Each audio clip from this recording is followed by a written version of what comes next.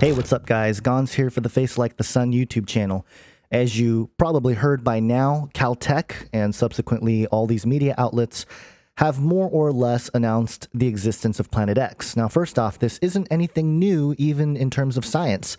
The folks that I've talked to and interviewed over the years about Planet X, especially those who are more scientifically literate, have stated pretty much exactly what science.com and its video says. Basically that there are what's called perturbations or a wobble of the outer planets caused by something beyond, and that's how they discovered Neptune and Uranus initially. But now they're saying that there's a ninth planet even beyond that, and interestingly enough, they suggest it as an elliptical orbit to our solar system. Now the video states that, quote, this would shatter our understanding of the solar system. But again, Planet Xers have been saying this for decades, so why the public announcement now? Now, it's possible that there is a greater agenda at play here.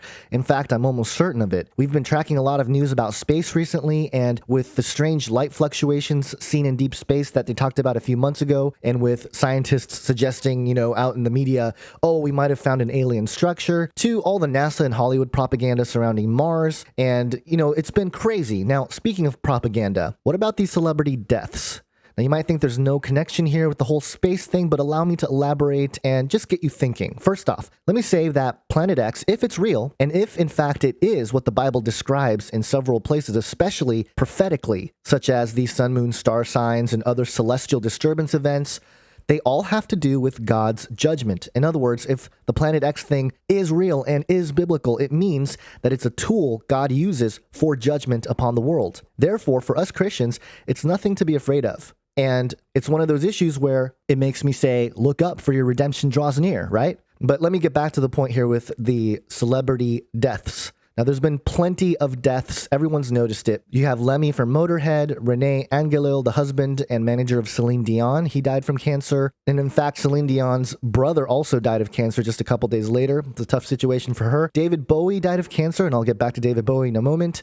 Alan Rickman died of cancer. Now, there are other celebrity deaths in 2016. You have Glenn Frey from the Eagles. Apparently, it's from medication. Natalie Cole, her death was announced on January 1st. Dan Haggerty of the Grizzly Adams, and there's a ton more, okay? Now, on one hand, this is probably nothing more than celebrity stars living a life too hard, too fast, and they simply can't live past their 60s and 70s. Very possible. But the death of David Bowie in particular is very interesting. Now, there's that Simpsons thing where, David Bowie and Alan Rickman are seen together, and, The Simpsons always predict the future, right? Which still is something to consider. It is very bizarre and weird that the Simpsons always have some kind of scene that depicts future events.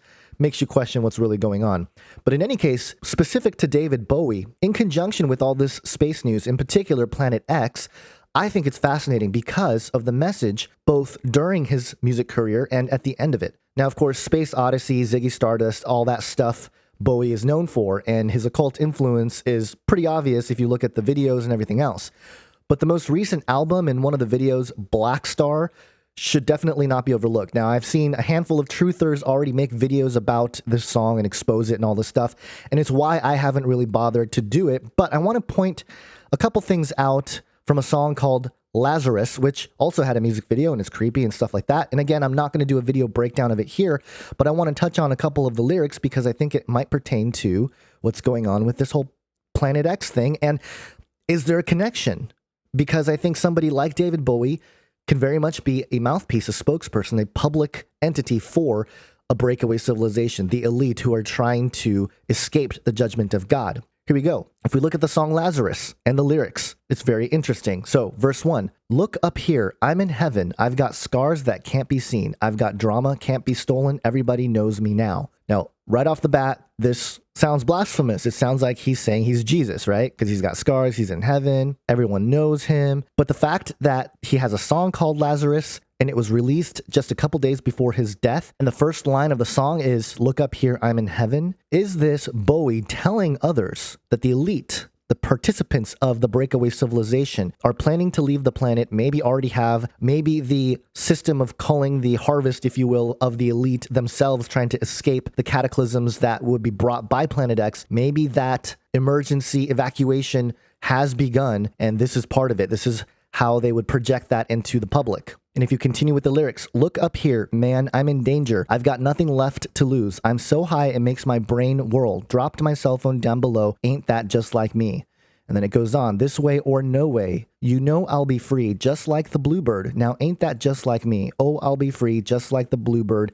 Oh, I'll be free. Ain't that just like me? Now again, could this be a message to the public and to the elite at large that the evacuation has begun? Now, a tie-in with this, and I'm going to tie it into the Georgia Guidestones for a moment. And on the Georgia Guidestones, as you know, it says, one of the goals is to bring the population of the world down to 500 million in balance with nature, right? And in fact, on that topic of the Georgia Guidestones, Chris Pinto, in one of his recent films, Dark Clouds Over Elberton, the true story of the Georgia Guidestones, reveals who made the Guidestones. And I think he cracked the case. And I don't know why it's not getting as much attention as I think it deserves, but really, they figure out who R.C. Christian is. So definitely check that out if you get a chance. I'll leave a link in the description section. But getting back to this, is it possible that the elite, the breakaway civilization, they believe that only 500 million can survive any kind of global catastrophe, or, maybe even less. And so their goal is to preserve the civilization past this point of catastrophe and, replant the earth with their seed, right? And it's sort of this genetic superiority complex thing, which plays right into all the genetic tampering, the transhumanist conversation, and, the gene manipulation conversation with Cas9 that's already out there. And it's happening already. They're creating these test tube babies with genetically modified genes and DNA. This is starting to happen already. There's also rumors about how if we're going to go into space, we need to change our DNA so that we can change with our environment and we can evolve with the space around us, etc., etc., etc. It's all connected. Very fascinating stuff. Now, all these people here, especially the big ones, the big names, if you want to call them that, Lemmy from Motorhead, Renee Angelil, Celine Dion's brother, Daniel Dion, David Bowie, Alan Rickman, they all died of cancer. Okay, now there might be something to that as well. Just a thought on it. We recognize the propaganda that is cancer. Now, we all have friends and family who have been affected by cancer, and my heart goes out to those people suffering with that. It's a terrible disease. But we know that it too is part of the elite agenda with the kinds of genetically modified foods and vaccines that have been weaved in through the society of the world. It's no wonder that cancer is on the rise. But I also think that it might be part of a massive deception where the announcement for the cure for cancer can play into part of the Mark of the Beast system. Now, I'm not saying that's what is going to happen with the Mark of the Beast, but at this point, nothing would surprise me.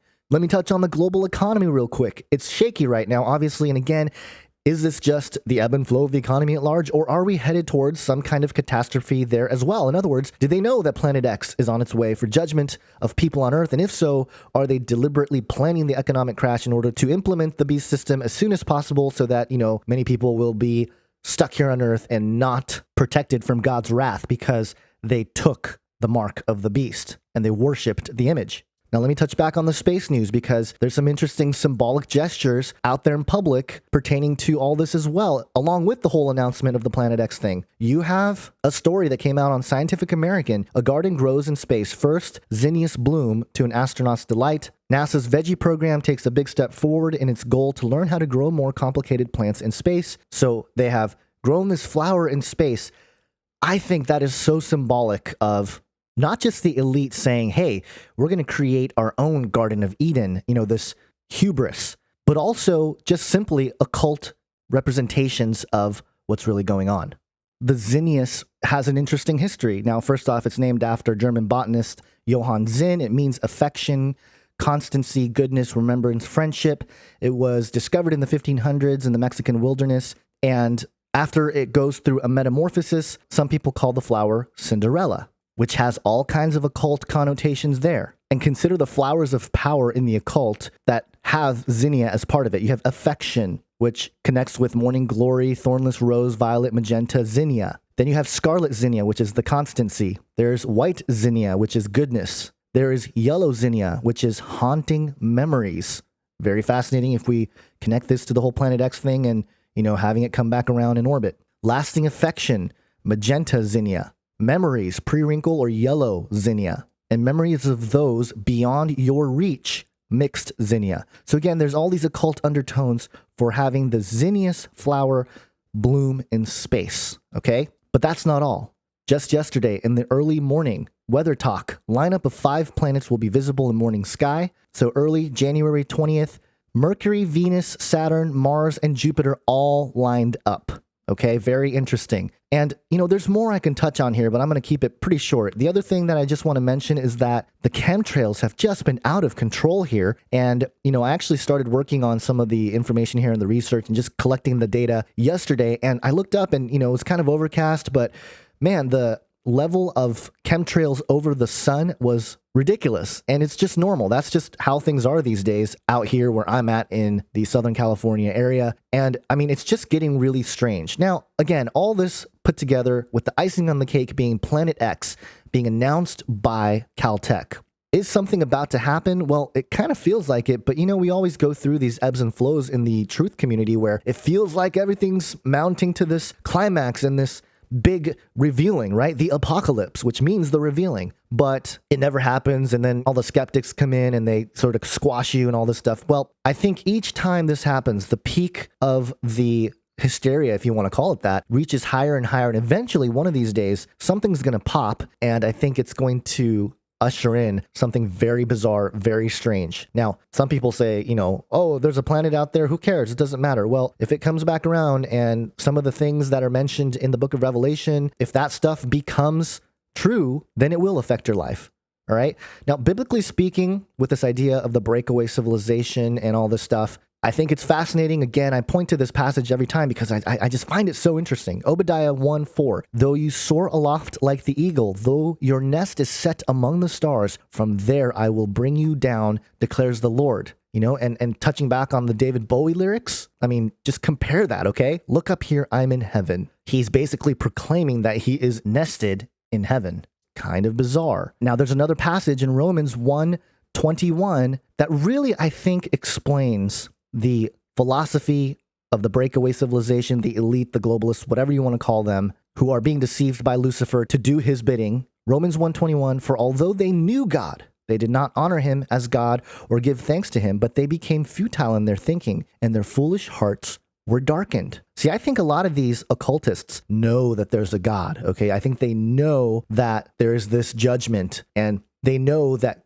Jesus Christ is Lord intellectually, but they haven't accepted him as the savior of the world. Rather, they twist it around and they're trying to pursue their own fulfillment of becoming the saviors of the world. It's that subtle twist. Remember, these deceptions in the minds of men are not super blatantly obvious. I mean, it is when you kind of look at it through the filter of Bible prophecy and all that, but I think in the moment when these men are doing what they're doing, they're probably thinking, hey, I'm doing what's best for me. And that whole concept even is satanic if you really get down to it. So is something going to go down? Is Planet X coming? Again, I don't know. But when mainstream science announces that Planet X is out there, and it matches some of the science that people who have been looking at Planet X have been saying for years and decades, and all the celebrity deaths and what the celebrities left as a message, and all the space news and this mixture and confluence of all these things, I think it should get us thinking about God more. I think it should get us into the Word more. Hold to the things that are good and pure. Stay watchful, stay sober-minded, and be faithful. Thanks for watching my video. Please share it with friends, family, and whoever else you think might benefit from this information. And if you haven't already, please subscribe to the Face Like the Sun YouTube channel and dig around the archives. I have hundreds of videos covering topics ranging from angels, aliens, and the Antichrist to global conspiracies of the New World Order, eugenics, genetics, Genesis 6, the Nephilim, transhumanism, and much, much more. And don't forget to check out my full-length documentaries, Age of Deceit, Fallen Angels, and the New World Order, and Age of Deceit 2, Alchemy, and the Rise of the Beast Image, all of which you can watch for free right here on the Face Like the Sun YouTube channel. And if you want even more content, check out canarycryradio.com, our podcast where we investigate similar issues and interview all kinds of experts on several different topics. In fact, we just finished episode 100, which is 7 hours long, where we interview 26 people in one podcast episode. You can find the podcast at canarycryradio.com or go subscribe to the Canary Cry Radio YouTube channel. Again, thanks for watching and have an awesome day. God bless.